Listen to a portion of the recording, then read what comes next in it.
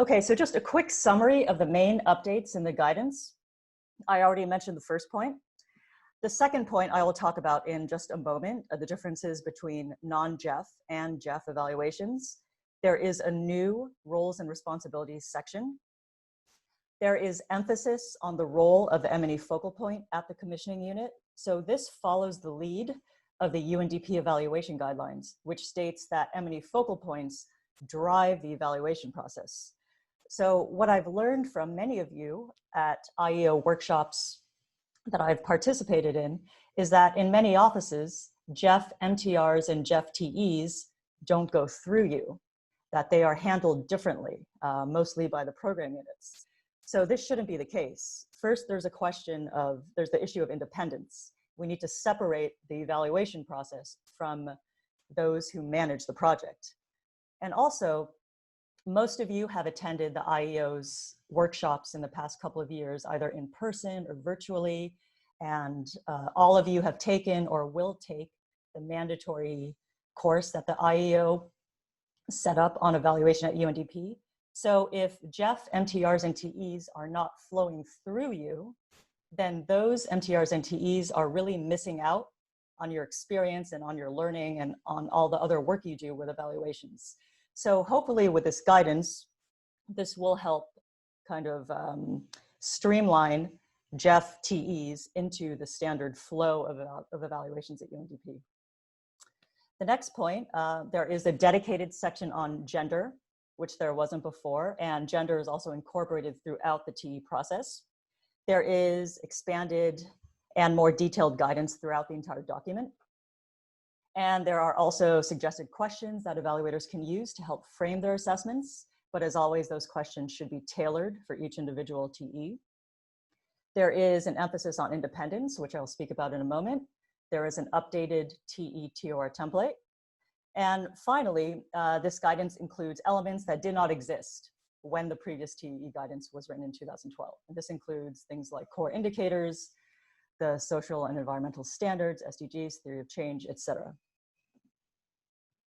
So now just quickly, I want to mention that there is a table at the very start of the guidance that outlines the main differences between non-GEF and GEF evaluations. So the differences are mostly in these four categories. First, the thresholds. GEF projects have different evaluation thresholds, so we must follow what the GEF requirements are and not what is stated in the UNDP evaluation guidelines. Next, report content and criteria to be assessed, they're kind of tied together. The point I want to make here is that GEF TEs must cover everything that UNDP requires for evaluations, and the GEF requirements are an added layer. So the GEF requirements are not in place of, but rather in addition to what UNDP requires. And the last point, I think many of us already know this, is that ratings are not required for UNDP evaluations, but they are required for GEF TEs in the criteria listed here. And now I want to talk quickly about independence. This is something that comes up often. It is emphasized in the guidance. And I talked about this when I held a webinar for my unit, so for the regional technical advisors and the program associates. And I know you already know these points, but I think they are worth restating. And these are just several examples of how we can help ensure independence in the TE process. First, the TE team should not have had any prior involvement in the project. We cannot use the same consultant for both the MTR and TE of the same project. And we should try to avoid hiring the same people over and over again. It would be good to add some variety to the pool of evaluators that do GEF TEs and also GEF MTRs. This could help improve the quality and make the reports, more unique and more specific for each project. In the TE mission, while relevant UNDP staff will be interviewed by the TE team, UNDP staff should not be part of the meetings and interviews that the TE team has with other stakeholders. During the report review process, comments should be focused on technical comments, omissions of facts, errors, etc. We should not try to influence the ratings, findings, or recommendations. And when it comes to payment, government and other stakeholders cannot withhold payment or do not approve payment. So that lies with you, the commissioning unit. If the team has delivered everything under its contract, then they should be paid. But I will also speak about that a little later. And as I mentioned before, there must be a separation between the evaluation process and the management of the project.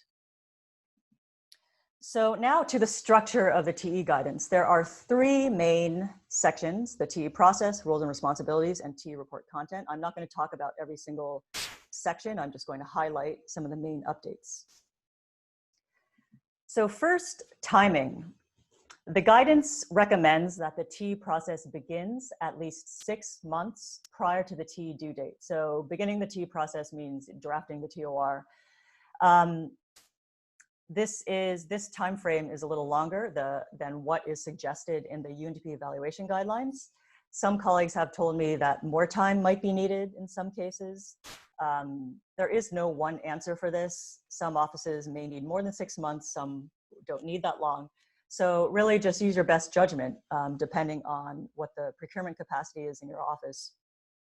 And while we want to start the TE process early enough to get the TE done on time, we also don't want to risk getting the TE done too early, because ideally there should be no significant activities that happen after the TE is completed. And also another point on timing, but this is more related to submissions, we are no longer submitting MTRs and TEs to the GEF in one batch at the end of the year. So there is no longer a mid-December deadline for posting MTRs and TEs to the ERC, but rather we are submitting them on a rolling basis to the GEF. So these reports, TEs and MTRs, must be posted by their due dates in the ERC, and then our unit, HQ, will submit the reports directly to the GEF throughout the year. And the last few points that I've already mentioned is, I already mentioned that there is a TETOR template. There are also templates for COVID-affected MTRs and TEs. I'll talk about that a little later. So those are available as well. And now for the TE phases. The guidance breaks down the phases into these 4 categories. I'm not going to go through every phase in detail. The steps within these phases follow what is outlined in the UNDP evaluation guidelines, although the labeling might be slightly different. I've already mentioned that there is a new TETOR template that you can use. In the TE preparation phase, I think it might be useful for your office to share the long and shortlisted candidates with the relevant RTA, because he or she may have worked with some of those candidates and could give you feedback on their past performance. And also the last point that is highlighted here is that the project team is responsible for preparing what the GEF calls core indicators or tracking tools. And core indicators were introduced a couple of years ago by the GEF, and they include a set of indicators that cover all focal areas. And the GEF uses this to measure global environmental benefits across all GEF-financed projects. The predecessor to core indicators was tracking tools. So depending on if the project is older or newer, it will have to do core indicators or tracking tools. The RTA will know which one is appropriate. So while the project team is responsible for doing this at the midterm and the terminal stage, it would be really useful if COs could also help ensure that the project team gets this done on time, because ideally, the core indicators and tracking tools should be done before the TE mission begins. And I'm not going to talk about the implementation. This is pretty standard. It's about the mission, the logistics of the mission, the TE inception report, the first payment. So I'll move on to the post-mission phase. And there are just a few things I want to talk about. First, TE reports must be in English. This is a requirement for the GEF. So TE reports and MTR reports must be submitted in English. So if a report will originally be written in another language, please incorporate the time needed to do the English translation so that the English version is completed by the expected due date. And next, so TE reports and also MTR reports must be approved by both the commissioning unit and the RTA. So this isn't new. We've always had this report clearance form that is annexed to the final report with the signatures of the commissioning unit and the RTA. But what is new in the guidance, in this TE guidance, is that we specify that the signature from the commissioning unit should be from the M&E focal point. So this is another way of trying to get you more involved in this GEF-TE process. So both the signatures from the M&E focal point and the RTA are required in order to mark the TE report as final and as approved. And just a friendly reminder that when you upload the final TE report to the ERC, please make sure it is the version that has this report clearance form signed and attached, because it's the only way that we could really know that that is the final report that was approved by both the RTA and the commissioning unit. So the last point I wanted to highlight on the slide is it's something related to the payments section in the TE-TOR template. When I held a webinar for RTAs and PAs in our unit, several colleagues spoke about how the final product just isn't good. It's not well written, and do COs have to pay for something that is not well written? So we discussed this within our team. We also discussed it with Richard. And in the end, it was decided to include these 3 criteria listed here, which are part of the TOR template. And these criteria are required for issuing the final payment installment to the TE team.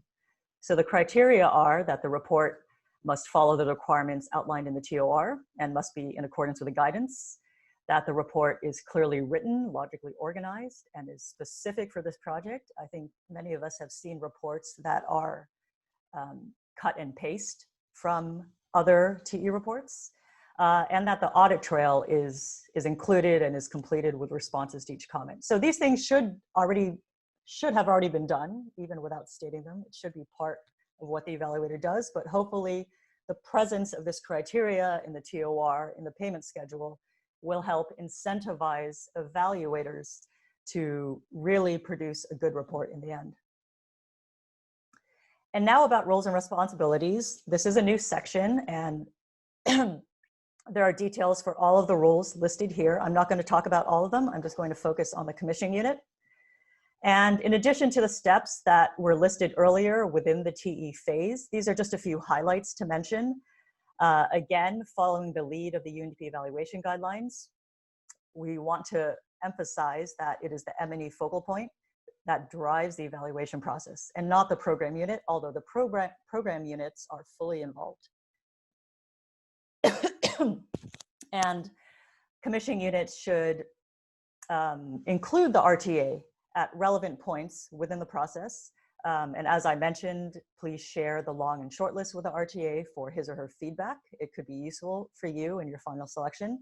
And also, please make sure that the RTA is included in the list of people that the TE team will interview.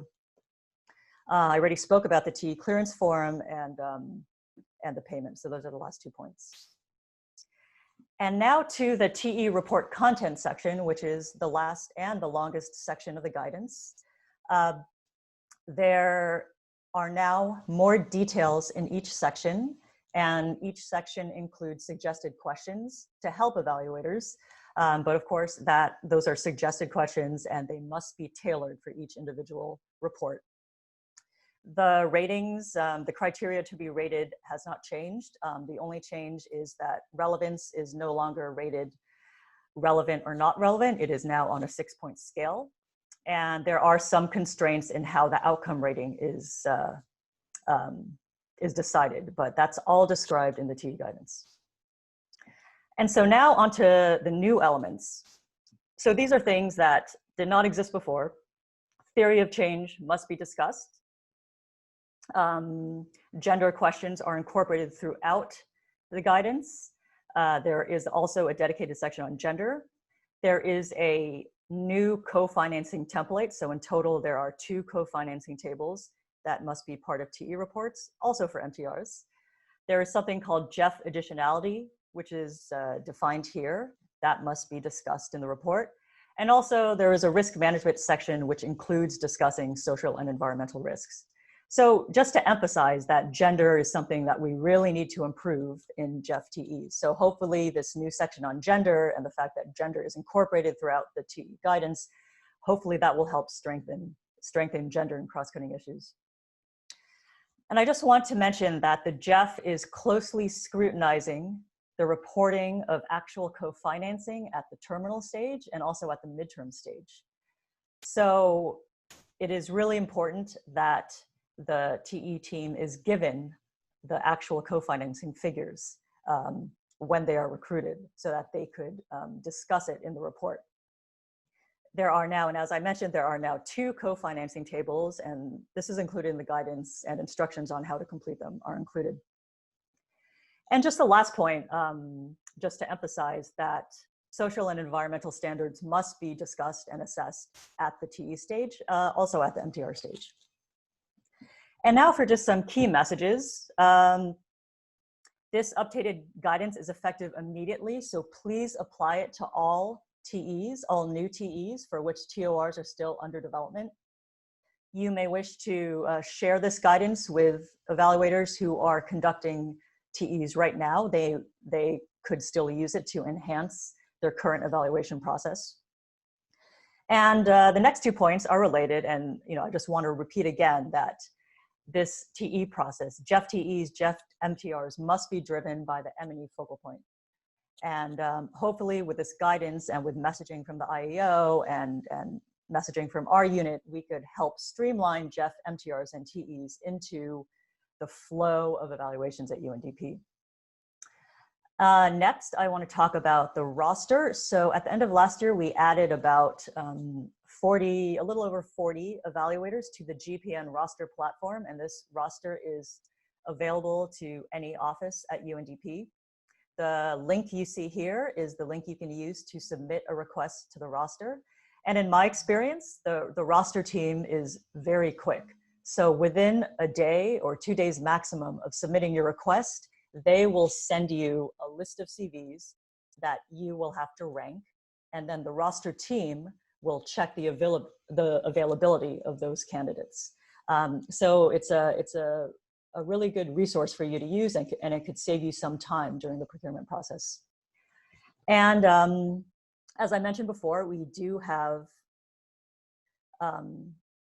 COVID-affected TORs for COVID-affected MTRs and TEs. Anish at the IEO kindly created a page for these GEF TOR templates. And I just want to note that the COVID suggestions and the COVID notes are all in line with the UNDP IEO's COVID guidelines. And just to reiterate that if a GEF MTR or TE has to be delayed and cannot be completed on schedule using virtual means, to please discuss it with the RTA. So the RTA must be involved in any kind of delay, and because also we will have to communicate the new expected date to the GEF Secretariat. So it's really important that the RTA is involved. And just a few highlights about the process and content of TEs. We want to ensure that everybody is working towards the same due dates. So please don't change the MTR and TE dates in the ERC without discussing with the RTA, because we want the dates in the ERC and the dates in PIMS to be aligned. We do send the GEF Secretariat information on the expected MTR and TE dates. So we want everybody to be working with the same dates. And the GEF Secretariat is expecting those reports to be completed by the dates that we give them. And I do have an extra note. I know this is about TEs, but I want to talk about MTRs just for a quick second, because this is related to timing and submission. In March 2019, the GEF introduced a new fee release schedule. So any project approved after March 2019, 30% of the fee that goes to UNDP will be received at MTR submission. So if the MTR is late, that means UNDP will not get 30% of the fee.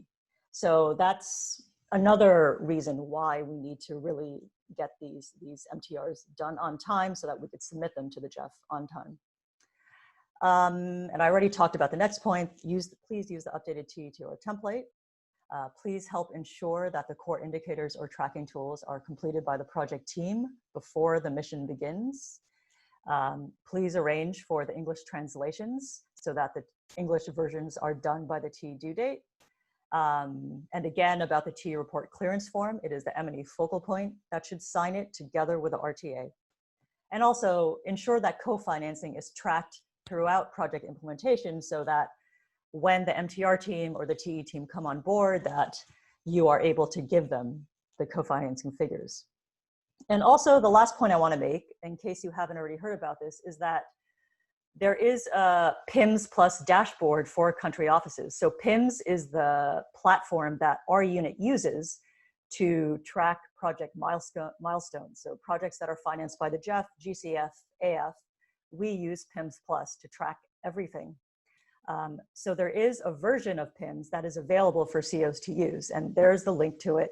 And you can view the expected TE dates, expected MTR dates, and also information on other project milestones that could be useful for your project management and for your tracking. So with that, that is my last slide. I don't know, Richard, are there any points that you want to emphasize or clarify before we go into questions? Thank you, Margarita. Great presentation. Puts me to shame. No, at the moment, I just wait for questions and address them as they come up. Okay, thanks. And yes, I see the question in the chat box. I will share the presentation, but what I was going to do is I was going to add whatever questions come up during this webinar. I will add them to the end of the presentation, and then I will circulate the presentation to everybody.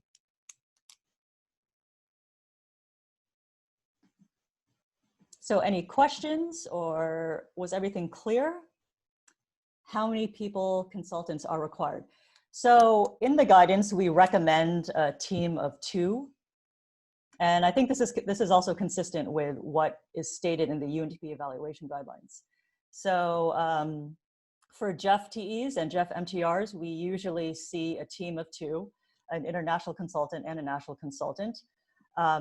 In some cases, you may wish for the second person to be a specialized technical person, depending on the project needs. So it could be a gender expert, it could be a GHG emission expert. So it really depends on the project and what it needs. But usually we see a team of 2. In some cases, like GCF, some projects are under their impact evaluation project, whether those projects also required MTRT. Okay, so GCF is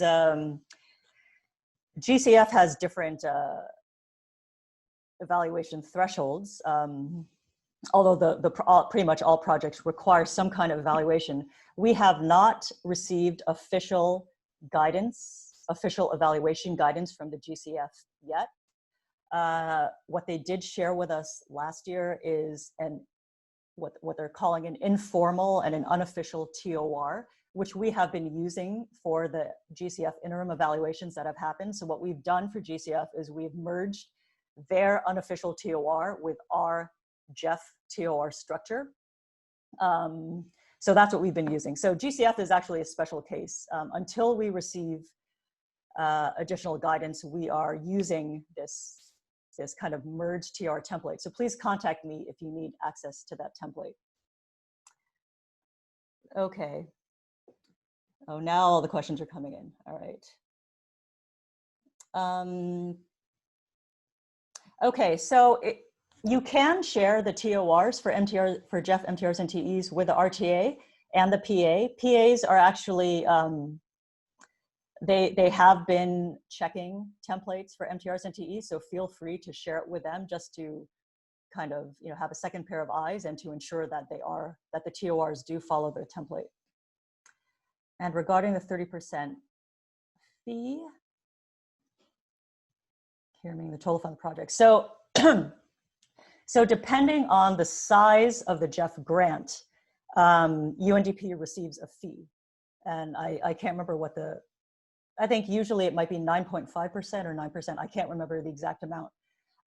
So it is a percentage of the GEF grant amount. So whatever that fee is, the total amount of the fee, which is a percentage of the grant amount, 30% of that fee amount will be released at the MTR stage.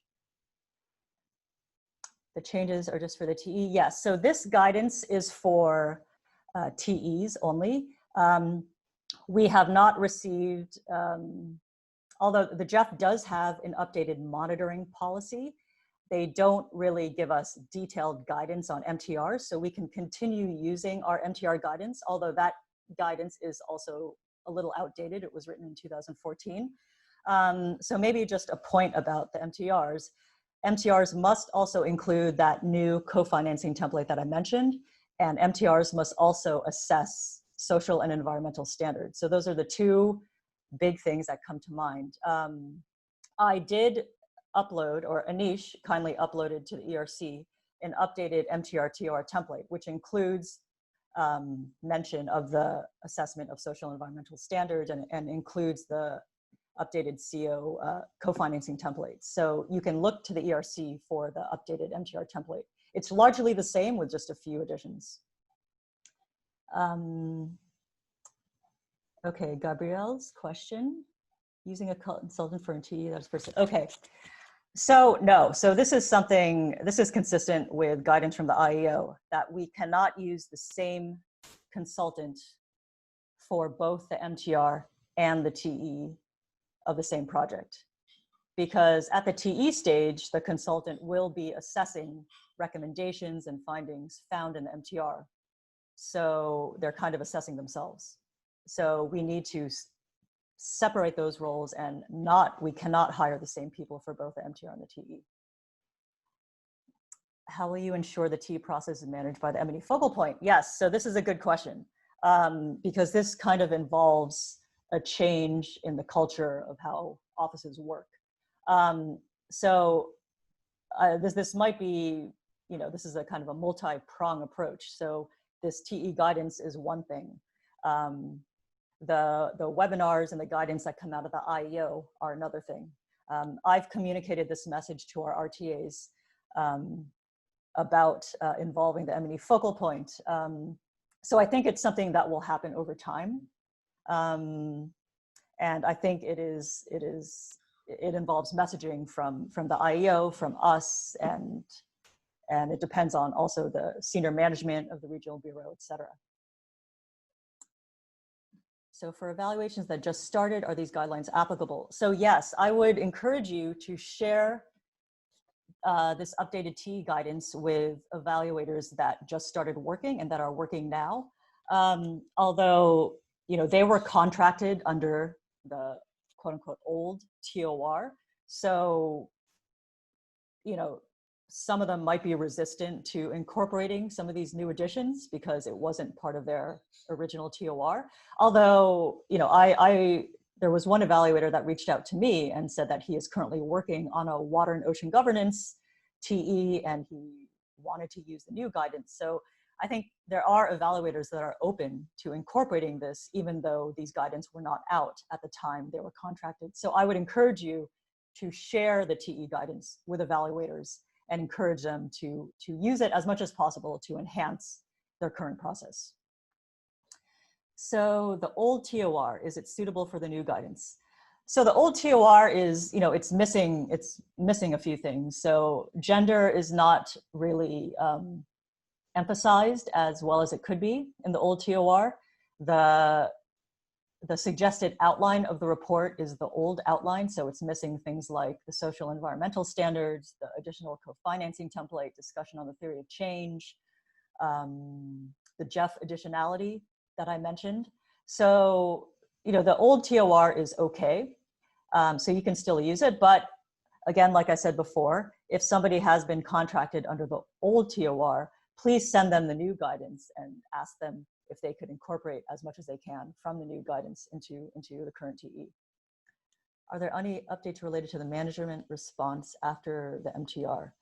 I'm not sure what you mean about updates. The process still remains the same for management response, that for both MTRs and TEs, that the management response must be posted in the ERC within 6 weeks of the report completion. So that hasn't changed. And the commissioning units still should continue to follow up on the action items that are within each management response. So that's all the same. What about update on key actions, whether there are delays on completion, should project consult with the RTA? Yes, if there are any, key actions. So I think you're talking about key actions within the management response. Yes, I think the RTA, as part of his or her oversight role, should be involved on discussions on any kind of delays or any issues that the project is facing. Government partners. Right, so how about NIM projects? So most of the GEF projects are NIM projects, right? So, and you, the commissioning units, the COs, issue and manage the contracts for TE teams and for MTR teams. So government does not approve payments. Government does not withhold payments. The commissioning unit manages a contract and will decide when the payment should be issued. So the responsibility is with the commissioning units. Can RTAs access the ERC? Yes, RTAs can also look into the ERC to see if the dates are aligned. RTAs and PAs can do that. So that's a very good point. So I could also bring that up with RTAs just to make sure that both sides are checking the dates. And so for Gabrielle, the question is advanced. Oh, okay. Well, I guess if this TE is already in process and it is the same person who conducted the MTR, I don't know, Richard, if you have any recommendation. I think you just finish. In this case, there's nothing we can do at this stage. No, I mean, if they're already hired, then there's not much we can do at this point. But I mean, the guidance is valid for those projects starting, I guess, from the date of launch. If you've already got a process ongoing, then there's little we can do about that. Yeah. So Gabrielle, just have him or her finish the process. Can the evaluation manager be a staff member other than M&E Focal Point who is not involved in GEF project design or implementation? Yes, it can be. Some COs don't have an M&E Focal Point, or so yes. So the management within the CO should assign the evaluation manager, as long as it's not somebody who is involved in managing the project. What role is expected from the relevant program unit at CO in the TE MTR? So in the TE guidance, there are steps.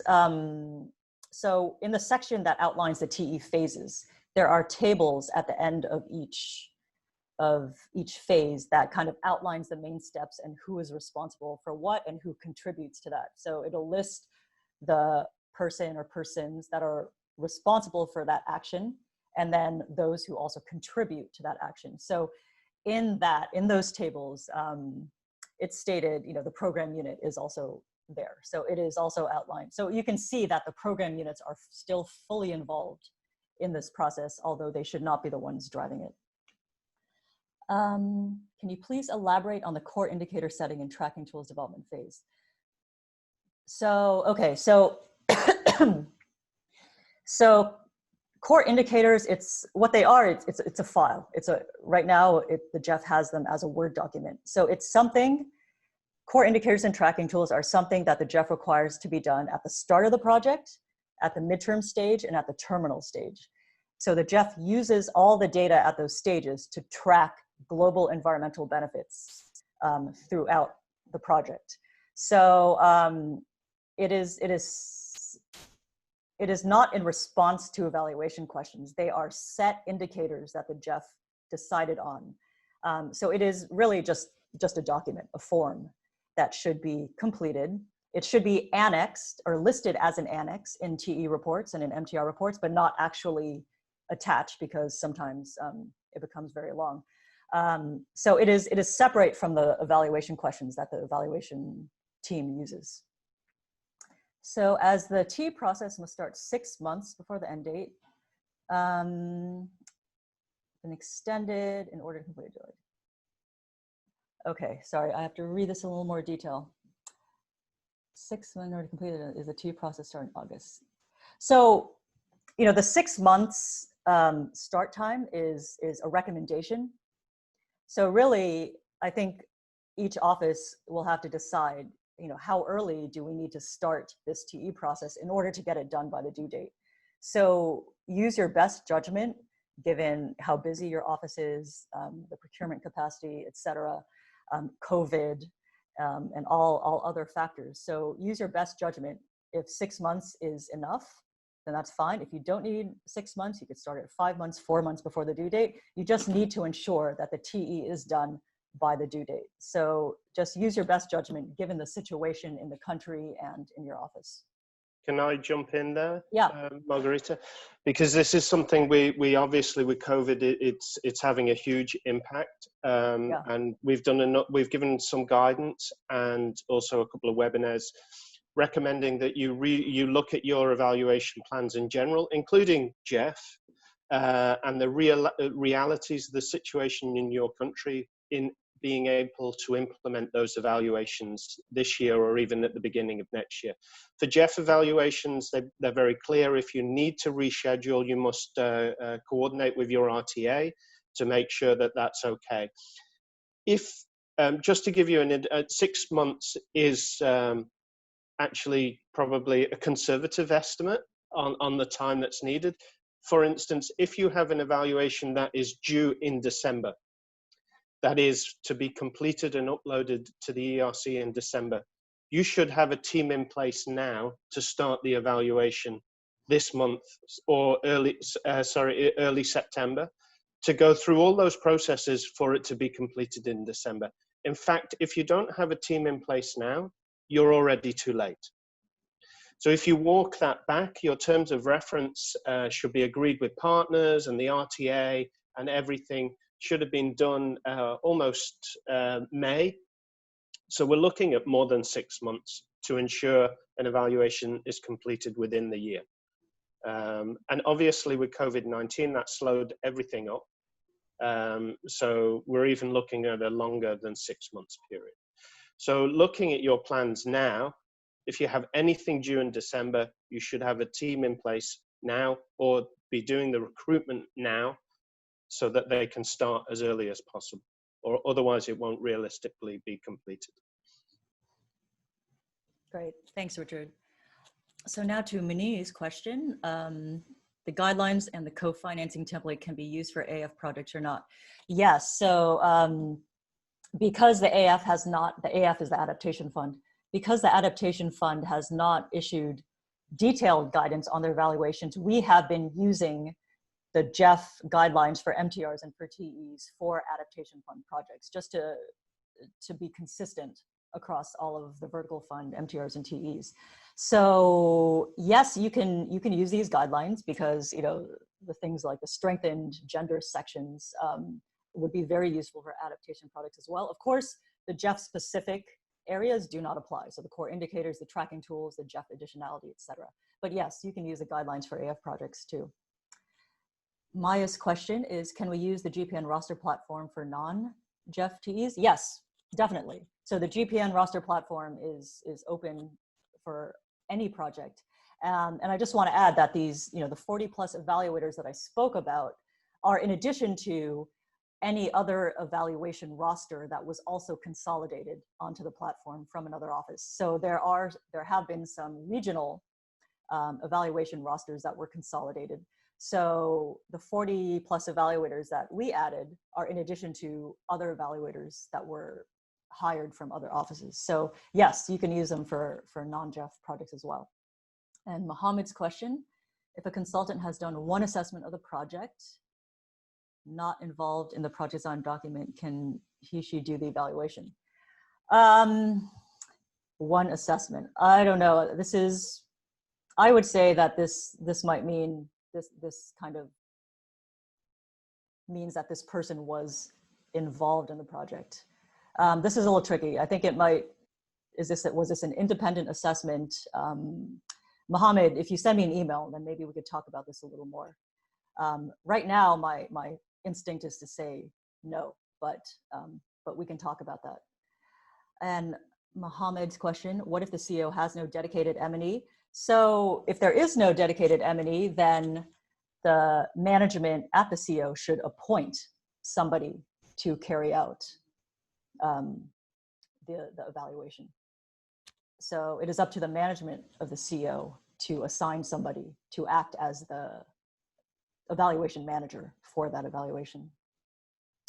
And Mominat's question is, who should share the short long listing with the RTA? Is the M&E focal point or the project program team? So yeah, so this is, I think in this case, for this particular action, it could be either. I know that RTAs have a close working relationship with the program units. So, I mean, ideally, I would say it's the M&E focal point. But when it comes to just sharing information like this, I think it is also okay if the program staff shares that information. So Maya's question is, the expected date for MTR and TE and PIMS cannot be changed. Yes, what's the process if they're reportedly delayed? Okay, so this is, Samaya, this is a PIMS specific question relevant for our unit. So maybe I should talk more about this with you individually, since PIMS does not apply to the CO colleagues here, but I'm writing this down. So I'll get back to you, Samaya, on that one. So this question, the M&E, the CO has no M&E officer, so I already talked about that. The management at the country office should assign someone to be the evaluation manager if there is no M&E focal point, and it should not be the program officer who is overseeing the project. And so those are all the questions in the chat box. Would anybody like to ask a question to just speak it instead of writing it down?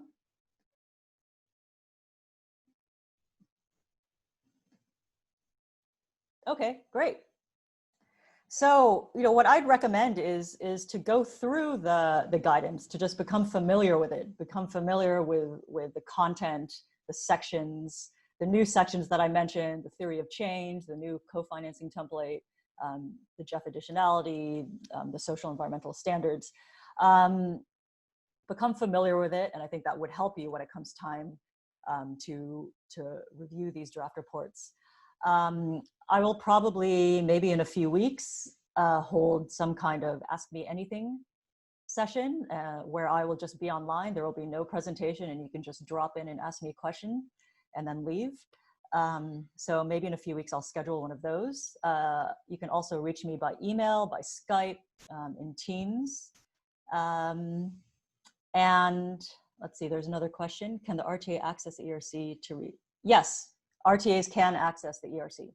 There are certain parts of the ERC that are restricted to M&E focal points only, but when it comes to looking at dates, expected dates, the RTA can see those. And I could, Anna Maria, I could send you an email about how to find that. So if there are no other questions, thank you very much. Thank you for joining. I will share the presentation. I'll add some Q&A to the end of the presentation, and then I will circulate it and post it in Teams and Yammer, and I'll circulate it by email as well, in addition to the link to the recording. Okay. All right, stay healthy and safe, everybody, and talk to you soon. And thanks, Richard. Thank you, Margarita. Very good. Great. Bye, everybody. Bye-bye. Goodbye. Hello, Margarita and Yes. everyone. Bye. Thank you. Bye. Goodbye, Margarita. Bye. Thanks for joining. Bye. Bye. Bye. Thank you. Bye.